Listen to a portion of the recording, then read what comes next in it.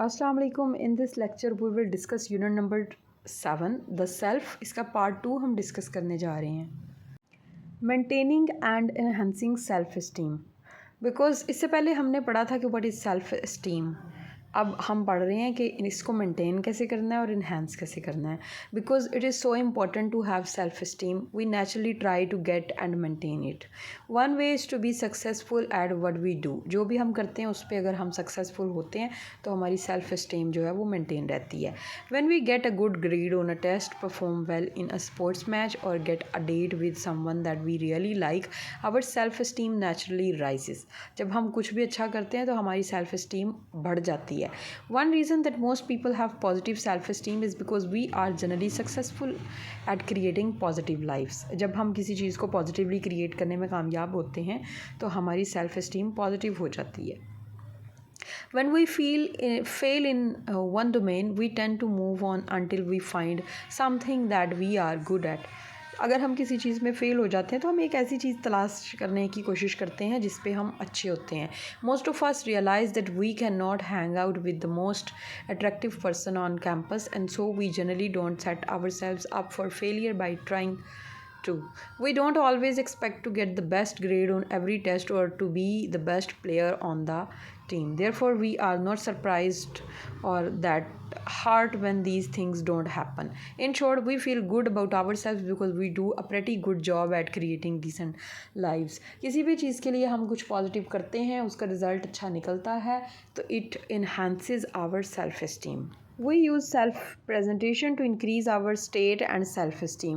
Although self-esteem comes in part from our personal accomplishments, it is also influenced by the social situation. Social situation से हम कुछ ना कुछ ऐसा लेते हैं जिससे हमारी सेल्फ इस्टीम बढ़ जाती है। Positive self esteem occurs not only when we do well in our own eyes but also when we feel that we positively perceived by the other people we care about. जिन लोगों की हम care करते हैं अगर वो हमारी किसी चीज़ को पॉजिटिवली देखते हैं, उसको अप्रिशिएट करते हैं, तब भी हमें हमारी जो सेल्फ इस्टीम को एक बूस्ट मिलता है। Think about dancing Matt as an example. He may love to dance for himself but he also seems to enjoy sharing the dance with others. Perhaps Matt feels good about himself in part because he knows that other people like to watch him. यानी आपको बेशक अपने लिए आप कोई बंदा जो है वो डांस कर रहा है, लेकिन दूसरे लोग भी अगर उसको देख के पसंद कर रहे हैं तो इससे उसकी सेल्फ इस्टीम और ज़्यादा बूस्ट हो जाएगी। Narcissist and the limits of self-enhancement. Our discussion to this point suggests that people will generally try to view themselves in the most positive possible light and to present themselves to others as favorably as they can. We emphasize our positive characteristics and we may even in some cases distort information, all to help us maintain positive self-esteem. There is a negative aspect to having too much self-esteem, however, at least when the esteem is unrealistic and undeserved. Narcissist 15 is a personality trait characterized by overly high self-esteem, self-admiration and centredness. यानी कि यहाँ पे वो कहता है कि एक तो होती है सेल्फ़ इस्टीम जो कि हर बंदे के अंदर नेचुरली होती है कि हम अपने आप को अच्छी जगह पे रखें और लोग हमें इस तरह से एडमायर करें। लेकिन जब ये चीज़ हद से ज़्यादा बढ़ जाती है, नेगेटिव वे में चली जाती है, एक्सट्रीम वे में चली जाती है कि हमें लगता है कि हम जो हैं वो सबसे ज़्यादा अपने आप को एडमायर करते हैं, अपने आप को जो है वो सेंटर बनाने की कोशिश करते हैं, नोटिस में लाने की कोशिश करते हैं, तो इसको हम नार्सिसिज्म बोलते हैं। Narcissists agree with statements such as the following: I know that I am good because everybody keeps telling me so. कुछ लोग जो है वो गलत किसी को अगर अप्रिशिएट करते हैं तो कि कोई बंदा बहुत ज़्यादा अच्छा है, अगर उसको आप हद से ज़्यादा बताते रहें तो वो बंदा इस चीज़ से पोजेस्ड हो जाता है और उसको इस चीज़ की आदत बढ़ जाती है। I can usually talk my way out of anything. I like to be the centre of attention. I have a natural talent for influencing people. ये सारी चीज़ें जो है ना एक नार्सिसिस्ट के दिमाग में बैठ जाती हैं कि वो इन सारी चीज़ों को डिज़र्व करता है, वो सेंटर ऑफ अटेंशन है और उसके अंदर इतना टैलेंट है कि लोग उससे मुतासिर होते हैं। इस वजह से उसको आदत पड़ जाती है और वो एक नार्सिसिस्ट बन जाता है। नेक्स्ट हमारे पास है self efficacy. Stanford psychologist Albert Bandura captured the power of positive thinking in his research and theorizing about self-efficacy. Believing in our own competence and effectiveness pays dividends. यानी कि हमें अपने आप के हम अपनी जो कॉम्पिटेंसी है और अपनी इफ़ेक्टिवनेस है उस पर अगर बिलीव होता है तो इसकी वजह से क्या होता है, children and adults with strong feelings of self efficacy are more persistent, less anxious and less depressed. जिनको अपनी एफिशिएंसी पे यकीन होता है वो परसिस्टेंट होते हैं, लेस एंशियस, इतने परेशान नहीं वो रहते और डिप्रेस्ड भी नहीं रहते. They also live healthier lives and are more academically successful. In everyday life, self-efficacy leads us to set challenging goals and persist. यानी जिस बंदे को यकीन होता है ख़ुद पे, फिर वो अपने लिए गोल सेट करता है, उस पर कायम रहता है और उनकी ज़िंदगी जो है वो एक हेल्दियर लाइफ होती है. उसके बाद है the social self, the role of the social situation. Social comparison helps create the self-concept. The self-concept and self-esteem are determined in large part through the process of social comparison. Social comparison occurs when we learn about our abilities and skills, about the appropriateness and validity of our opinions, and about our relative social status by comparing our own attitudes, beliefs, and behaviors with those of others. These comparisons can be with people that we know and interact with those that we read about or see on TV, or with anyone else that we view as important. यानी ये वो कहता है कि हम some time जो है वो कंपैरिजन्स करते हैं अपनी एबिलिटीज़, अपनी स्किल्स के बारे में, और ये उन लोगों के साथ हो सकता है जो हमारे साथ रहते हैं, और या हम जिनको टीवी पे देखते हैं, ये जिनको हम किसी भी तरह से आइडियलाइज़ करते हैं, उनको हम क्या करते हैं, उनका अपने साथ कंपैरिजन करते हैं. नेक्स्ट हमारे पास है spotlight and illusion. What do they teach us about our selves? Why do we often feel that others are paying more attention to us than they really are? लोग इतनी अटेंशन हमें पे नहीं कर रहे होते जितना हमें लग रहा होता है.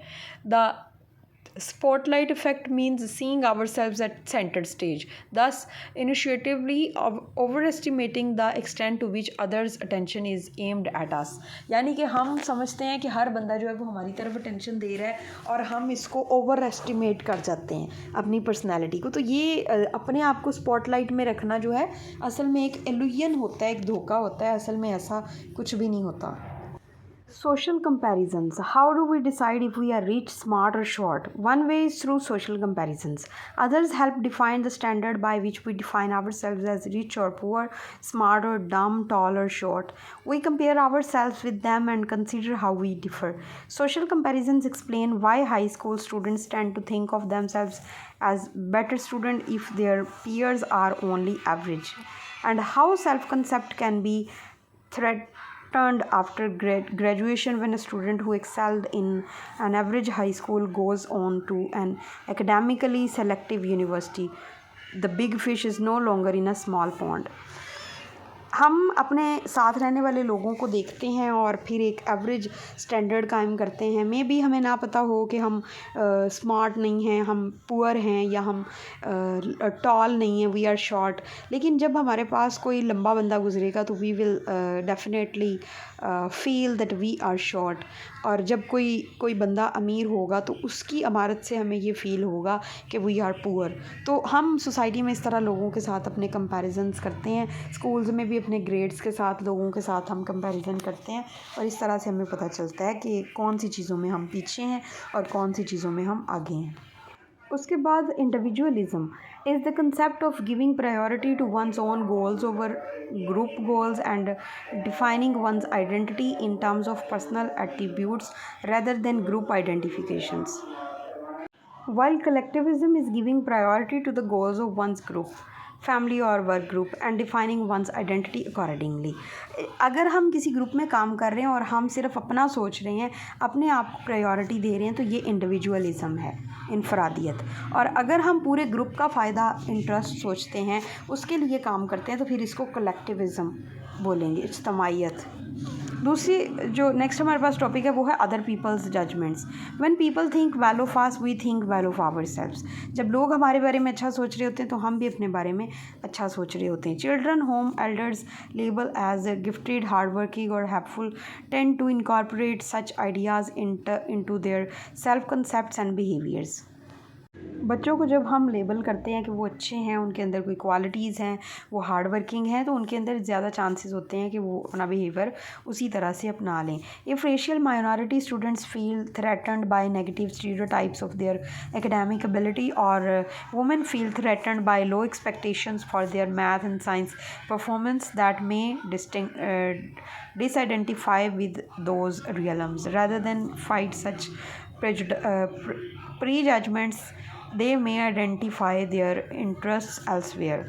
कुछ ऐसे ग्रुप्स स्टूडेंट्स के जो किसी और रेस से बिलोंग करते हों, किसी पसमानदा इलाकों से आए हों, तो लोग उनको जो है वो इस तरह से टॉर्चर करते हैं कि वो ये सारी चीज़ें नहीं कर सकते, तो इसकी वजह से उनके माइंड पे बुरा असर पड़ता है। इस तरह अगर फीमेल्स को कहें कि ये मैथ्स में या साइंस के कुछ सब्जेक्ट्स में ये अच्छी परफॉर्मेंस नहीं दिखा सकती, तो ऑटोमेटिकली वो अपना जो एनर्जीज़ हैं वो कहीं और लगाना शुरू कर देती हैं, बजाय इसके कि वो इसी काम में इसी प्रेजुडाइसेस को, प्री जजमेंट्स को गलत साबित करने के लिए लड़ें।